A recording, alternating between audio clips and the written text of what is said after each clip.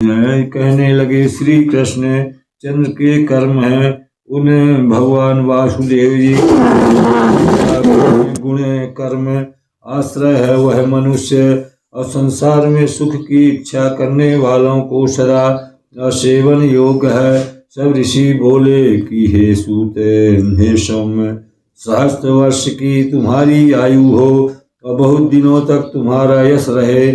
जो तुम श्री कृष्णचंद्र के चरित्र मनुष्यों को अमृत के समान पान कराते हो, अविश्वास वाले इस कर्म रूपी धैर्य धुंधरी आत्मा हमारी हो गई। अब मनुष्यों को अमृत रूपी श्री कृष्ण चरणारविंदों को मधुपान कराओ। भगवत भक्तों के संग करने वालों को एक लौ मात्र के सत्संग की क्षमता स्वर्ण नहीं कर सकता, न मुक्ति का आशीर्वाद उन्हें दे सकता। फिर मनुष्यों को तुच्छ मनोरथ जो राज्याधिक है, उनकी तो गणना ही क्या है। अशत्रुओं के एकांत ध्यान और उनकी कथा में कौन रसवेता तृप्त हो सकता है।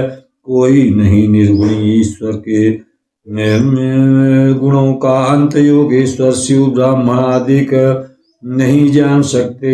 फिर ऐसा कौन पुरुष है जो उस कथा के रस को पहचान कर तृप्त हो। हे विद्वजन, हरि के उदार विशुद्ध चरित्र सुनने वाले अलोगों से भगवत प्रधान जो कथा गुण कर्म वाश्य है, वह मनुष्य संसार में सुख की इच्छा करने वालों को सदा सेवन योग कहने बताया है। कहने लगे श्री कृष्ण चंद्र के कर्म हैं, उन्हें भगवान वासुदेव जी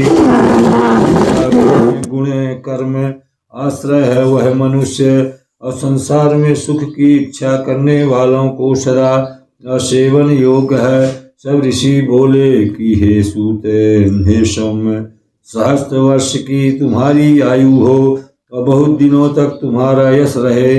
जो तुम श्री कृष्णचंद्र के चरित्र मनुष्यों को अमृत के समान पान कराते हो, अविश्वास वाले इस कर्म रूपी धैर्य धुंधरी आत्मा हमारी हो गई। अब मनुष्यों को अमृत रूपी श्री कृष्ण चरणारविंदों को मधुपान कराओ। भगवत भक्तों के संग करने वालों को एक लौ मात्र के सत्संग की क्षमता स्वर्ण नहीं कर सकता, न मुक्ति का आशीर्वाद उन्हें दे सकता। फिर मनुष्यों को तुच्छ मनोरथ जो राज्याधिक है, उनकी तो गणना ही क्या है। अशत्रुओं के एकांत ध्यान और उनकी कथा में कौन रसवेता तृप्त हो सकता है। कोई नहीं निर्गुणी ईश्वर के गुणों का अंत योगेश्वर शिव ब्राह्मण आदि नहीं जान सकते। फिर ऐसा कौन पुरुष है जो उस कथा के रस को पहचान कर तृप्त हो।